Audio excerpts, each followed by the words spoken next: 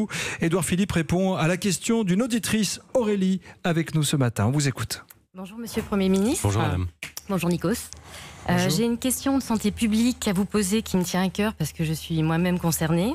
J'ai pris la décision en fin d'année dernière d'aller faire congeler mes ovocytes en Espagne afin de préserver ma fertilité, en vue par la suite d'aller faire une PMA, une procréation médicalement assistée.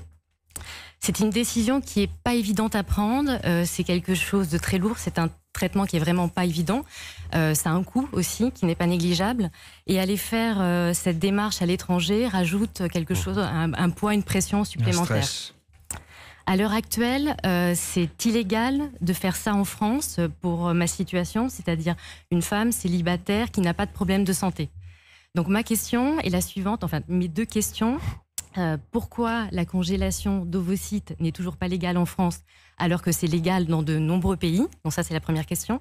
Et la deuxième, pourquoi la PMA pour toutes les femmes n'est-elle toujours pas à l'Assemblée, toujours pas votée, en sachant que c'était une promesse faite lors de la candidature de Monsieur le Président Emmanuel Macron?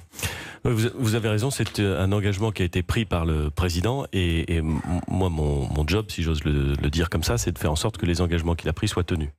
Et c'est la raison pour laquelle on devrait présenter, je pense au mois de juin, en Conseil des ministres, un projet de loi qui traite de ces questions et de beaucoup d'autres qui s'inscrivent dans le cadre des lois de bioéthique, qui sont des questions qui sont, pour certaines, non, aucune n'est simple en vérité. Mais pour certaines, on peut se faire un avis facilement. Pour d'autres, elles sont tellement complexes qu'il faut accepter l'idée d'avoir un débat et de les étudier dans le temps.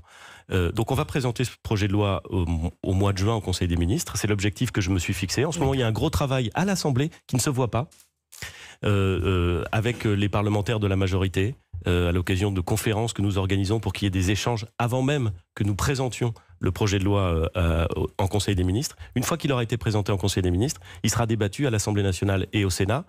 J'espère que ça pourra se faire le plus rapidement possible, mais je sais aussi d'expérience que les débats parlementaires, ou plus exactement la procédure parlementaire, fait que ces questions peuvent prendre du temps. Mais je vous le dis, on est en 2019, le projet de loi sera déposé au milieu de l'année 2019, et l'examen à l'Assemblée nationale et au Sénat interviendra ensuite en fonction du calendrier parlementaire.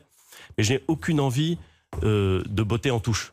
Ces sujets-là sont complexes pour beaucoup d'entre eux, mais ils correspondent à des questions que nous devons nous poser et que nous devons trancher. Mais j'ai entendu la question que vous posiez sur la PMA, s'agissant non pas de la congélation des ovocytes, mais de la PMA. Et moi, je suis bien déterminé à faire en sorte que les engagements pris par le Président de la République en la matière soient tenus. Donc avant l'été? En Conseil des ministres, avant l'été.